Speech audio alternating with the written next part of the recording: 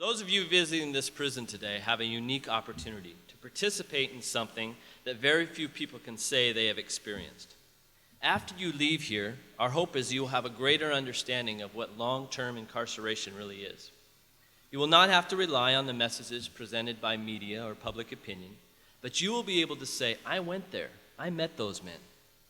You will be able to participate in this ongoing national debate about mass incarceration from the distinct perspective of one that has spent time with us. We believe that's a very, very valuable experience. And so we've decided to start things off with a story that we hope will give you insight and perspective. A story that is our way of sharing what we hope will be the experience that we will experience with you in the hope that together we can find a better path. To tell this story, we chose someone we trust. A man who knows all too well what it means to live inside these walls for decades. Please welcome our first speaker and storyteller, Arthur Longworth.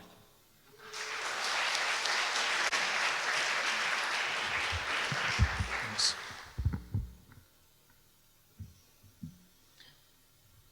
Imagine being born in a society more screwed up than the one you live in. Can you do that? What I mean by screwed up is a society obsessed with gun culture and in denial of the violence attributable to those guns. A society in which the mentally ill frequently have to fend for themselves, unless, of course, they commit a crime, in which case they're held as accountable as the sane. A society that polices its poor neighborhoods in a much different way than it polices its rich ones. And, of course, polices its black and brown people in a different way than it polices its white ones. Imagine that this society of yours criminalizes addiction and has an ever-increasing homeless population that includes entire families. A society that only grudgingly invests in public education, and even then only when under court order to do so. A society that takes children from homes in which they're abused and places them in state facilities that harm them worse. Unlike our society, this society of yours doesn't have correction centers like this, that work together with families and communities to correct people. No, your society's means of meting out justice to serious offenders is simply to take them out into the middle of the ocean and throw them in. Although that system of justice isn't entirely bereft of any redeeming factor. Because state agents in boats stay with the people in the water and watch them. The people in the boat are professionals who are trained to lead people to reform their lives. In fact, they feel strongly that that's the most important part of what they do. When anyone in the ocean successfully changes his life and thinking, these agents fish him from the water and ferry him back to society where he's welcomed home. It's a tradition that dates back to the very founding of your society, a practice that people in your society call parole. Now imagine that you're a young person from one of the brokenest parts of your society. You've never known a home, nor have you ever stepped foot inside a high school. You can't conceive of any future other than to continue to do what you always have, that is, eke out an existence on the streets. Then you commit a crime that you regret the moment you commit it. Not because it's a crime, because crime doesn't mean anything to you. You've been surrounded by it your entire young life. In fact, crime is how you've survived. What's different this time is that you hurt somebody. You're horrified by that. Because even though your life perspective is the narrowest window from which to look out onto the world, you understand very well what hurt is. You'd do anything to take the crime back, but you can't. So you're actually relieved when authorities take control of you because you trust that they know what you need to do in order to make up for what you did. They load you onto a boat. And although you have no way to know whether or not you have the the capacity to reform yourself, you know that you want to try. What you don't expect is for the people in the boat to tell you that your sentence is different than any issued before. The sentence is that you'll never leave the water. The ocean without parole, they call it. You feel the immediate contradiction of that sentence. Up to this point in your society, the ocean has always represented the possibility of reform, even the potential for redemption. Your sentence denies that. Yet you don't dwell on the contradiction because you're already halfway out into the middle of the ocean. Your thoughts are consumed with what will come next. At some level inside yourself, you accept that you deserve the sentence. Because as far as you know, the only reason your society didn't have this sentence before you is because no one was ever as bad or irredeemable. You're pushed into the ocean naked. There's no life jackets out here, man. And you're immediately swept up in towering swells that crash down on you with what feels like the weight of a building.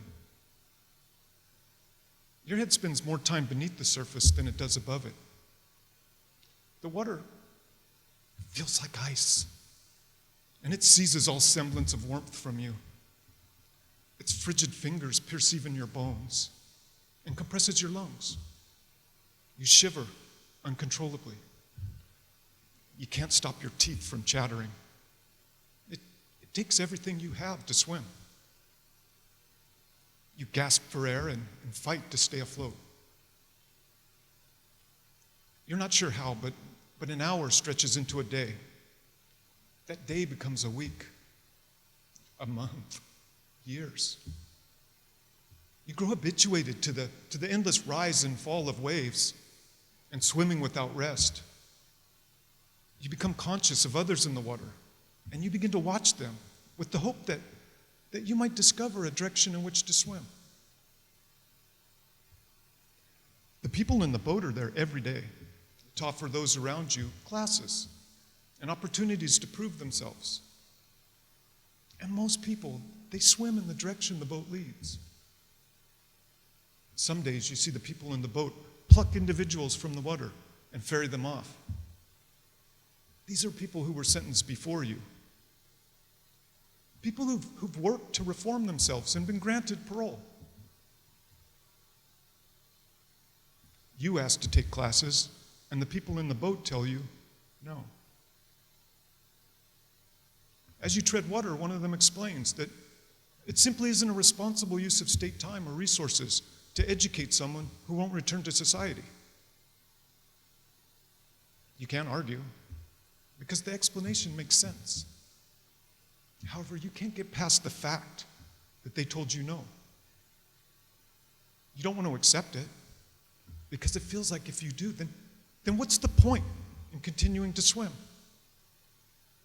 So you begin to beg books from other swimmers, and you devour them. And you find ways to get more books. Reading and studying become the reason you continue to swim. You read more than anyone ever granted parole. You read about the world and learn how mistaken you were in the way you saw it before you were put into the ocean. You study philosophy and teach yourself other languages.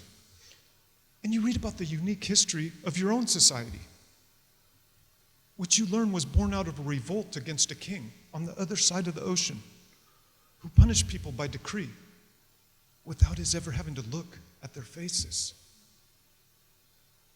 That last part, about never having to look at their faces, that sticks with you for some reason. You're not sure why. Meanwhile, loads of newly sentenced people arrive and are dumped into the water with you. People whose sentence is like yours. No parole. Each year there are more. You spread across an ever-expanding swath of ocean that becomes choked with bodies. And not everyone swims. Some people can. Others decide not to. You feel helpless as you watch them drown. Your relationship with the ocean becomes reflexive, although never any less difficult than it was the moment you first entered the water.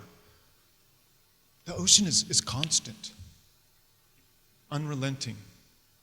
You can't leave, not even at night. Nights are when you hear people splash blindly in search of a direction to turn or a reason to continue to exist. Mornings, you look around to see if they're still there. Every drowning affects you. But when someone near you goes under, it's worse. You see young people in the ocean, people as young as you were when you went into the water. Some can hardly swim. Others beat the water angrily and swim in circles because they don't know what else to do. You watch them struggle, and you can't help but feel that they're worth something, even though the fact that they're in the ocean tells you they're not. You teach them things you've learned from books, and the discipline of how to learn from books themselves. When they grow tired and slip low in the water, you know what's going on inside them because of the innumerable times you've experienced it yourself. You drag them up and you keep them from going under, even though what you're doing feels futile, because you know at some point they will drown. And so will you. It's the historic peculiarity of the unprecedented number of people now in the ocean with you that makes you begin to question the idea you accepted so many years earlier. That is the idea that you are irredeemable. Somehow less worthy of the opportunity to reform yourself than were all the generations of people put into the ocean before you. You wonder if it's really you who is different. You read about the debate in society over torture, and you feel sick. So much about your society is abstract to you because you have no experience of it. Like cell phones, driving a car, or simply life as an adult outside the ocean. But torture, you understand. After all, what else can you possibly call the infliction of pain and distress for no other purpose than to extinguish your will to live? You realize suddenly that you're tired. A tiredness that is leached into the marrow of your bones and weighs against every cell of your body. You're conscious that if your society abides a practice as deliberate and hands-on as waterboarding, it won't ever disavow a practice as passive and hands-off as leaving people in the ocean to drown. You trade your place in the ocean for a waterboard in a second.